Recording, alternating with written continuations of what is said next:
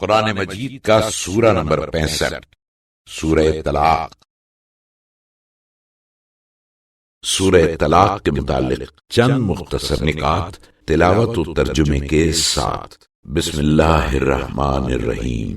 سورہ طلاق موجودہ ترتیب کے لحاظ سے قرآن مجید کا سورہ نمبر 65 اور ترتیب نزول کے اعتبار سے سورہ نمبر 99 ہے۔ یہ سورہ مدینہ منورہ میں نازل ہوا۔ اس سورے کی پہلی آیت کی مناسبت سے اس کا نام سورہ طلاق رکھا گیا ہے، اور اس سورے میں طلاق کے احکام بیان ہوئے ہیں۔ طلاق جذبات کی پامالی، اجتماعی زندگی کی تباہی اور اولاد کی بربادی کا سبب ہوتی ہے، اس لیے اسلام نے اسے مکروہ ترین مباح قرار دیا ہے۔ طلاق کے اسباب میں فریقین کے بے جا توقعات، عورت کی فضول خرچی، مرد کی حسن پرستی، اقربا کی دخل اندازی اور طرفین کی ایک دوسرے سے بے اعتنائی اہم ترین عوامل ہیں، لہذا ان سے اجتناب کرنا ایک مومن کے لیے بہت ضروری ہے۔ آیت نمبر 6 میں حکم دیا جا رہا ہے کہ زمانہ عدت میں بھی اپنی حیثیت کے مطابق عورت کی رہائش کا انتظام کرو، کیونکہ اس وقت بھی اس کا خیال رکھنا سابق شوہر کی ذمہ داری ہے۔ جو شخص اس سورے کی تلاوت کرے گا وہ رسول خدا صلی اللہ علیہ وآلہ وسلم کی سنت پر مرے گا۔ بسم اللہ الرحمن الرحیم۔ خدا کے نام سے شروع کرتا ہوں جو بڑا مہربان نہایت رحم والا ہے۔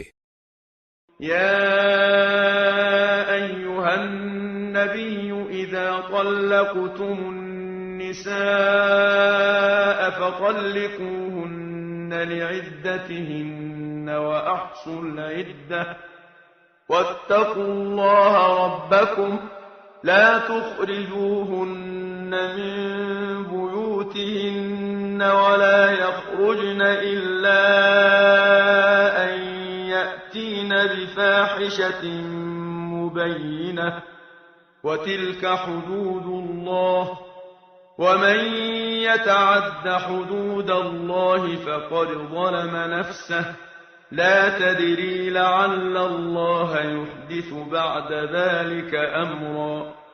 اے رسول صلی اللہ علیہ وآلہ وسلم، مسلمانوں سے کہہ دو کہ جب تم اپنی بیویوں کو طلاق دو تو ان کی عدت پاکی کے وقت طلاق دو اور عدے کا شمار رکھو، اور اپنے پروردگار خدا سے ڈرو، اور عدے کے اندر ان کے گھر سے انہیں نہ نکالو اور وہ خود بھی گھر سے نہ نکلیں، مگر جب وہ کوئی صریحی بے حیائی کا کام کر بیٹھیں تو نکال دینے میں مضائقہ نہیں، اور یہ خدا کی مقرر کی ہوئی حدیں ہیں، اور جو خدا کی حدوں سے تجاوز کرے گا تو اس نے اپنے اوپر آپ ظلم کیا۔ تو تو نہیں جانتا شاید خدا اس کے بعد کوئی بات پیدا کرے جس سے مرد پچھتائے اور میل ہو جائے۔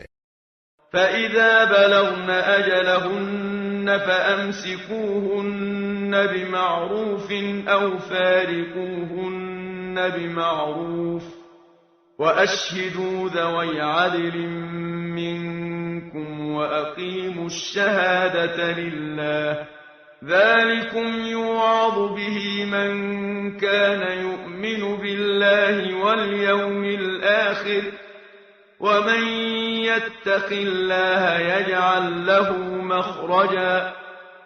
تو جب یہ اپنا عدہ پورا کرنے کے قریب پہنچیں تو یا تم انہیں عنوان شائستہ سے روک لو یا اچھی طرح رخصت ہی کر دو، اور طلاق کے وقت اپنے لوگوں میں سے 2 عادلوں کو گواہ قرار دے لو، اور گواہو تم خدا کے واسطے ٹھیک ٹھیک گواہی دینا۔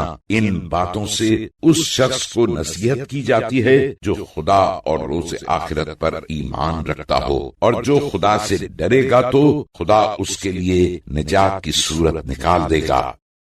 وَيَرْزُقْهُ مِنْ حَيْثُ لَا يَحْتَسِبُ وَمَن يَتَوَكَّلْ عَلَى اللَّهِ فَهُوَ حَسْبُهُ إِنَّ اللَّهَ بَالِغُ أَمْرِهِ قَدْ جَعَلَ اللَّهُ لِكُلِّ شَيْءٍ قَدْرًا۔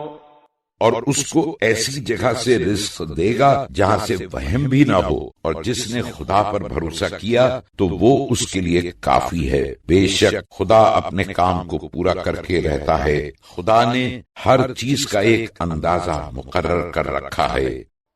واللائي يئسن من المحيض من نسائكم إن ارتبتم فعدتهن 3 أشهر واللائي لم يحضن وأولاة الأحمال أجلهن أن يضعن حملهن ومن يتق الله يجعل له من أمره يسرا۔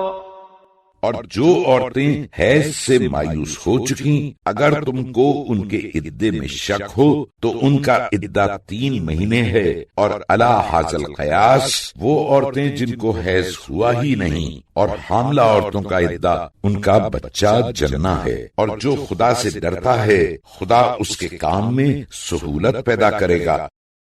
ذلك أمر الله أنزله إليكم ومن يتق الله يكفر عنه سيئاته ويعظم له أجرا۔ یہ خدا کا حکم ہے جو خدا نے تم پر نازل کیا ہے، اور جو خدا سے ڈرتا رہے گا تو وہ اس کے گناہ اس سے دور کر دے گا اور اسے بڑا درجہ دے گا۔ أسكنوهن من حيث سكنتم من وجدكم ولا تضاروهن لتضيقوا عليهن وإن كن أولات حمل فأنفقوا عليهن حتى يضعن حملهن فإن أرضعن لكم فآتوهن أجورهن وأتمروا بينكم بمعروف وإن تعاسرتم فسترضع له أخرى۔ مطلقہ عورتوں کو عدے تک اپنے مقدور مطابق وہیں رکھو جہاں تم خود رہتے ہو، اور ان کو تنگ کرنے کے لیے ان کو تکلیف نہ پہنچاؤ، اور اگر وہ حاملہ ہوں تو بچہ جننے تک ان کا خرچ دیتے رہو۔ پھر جننے کے بعد اگر وہ بچے کو تمہاری خاطر سے دودھ پلائیں تو انہیں ان کی مناسب اجرت دے دو، اور باہم صلاحیت سے دستور کے مطابق بات چیت کرو، اور اگر تم باہم کشمکش کرو تو بچے کو اس کے باپ کی خاطر سے کوئی اور عورت دودھ پلا دے گی۔ لِيُنفِقْ ذُو سَعَةٍ مِّن سَعَتِهِ وَمَن قُدِرَ عَلَيْهِ رِزْقُهُ فَلْيُنفِقْ مِمَّا آتَاهُ اللَّهُ لا يكلف الله نفسا إلا ما آتاها سيجعل الله بعد عسر يسرا۔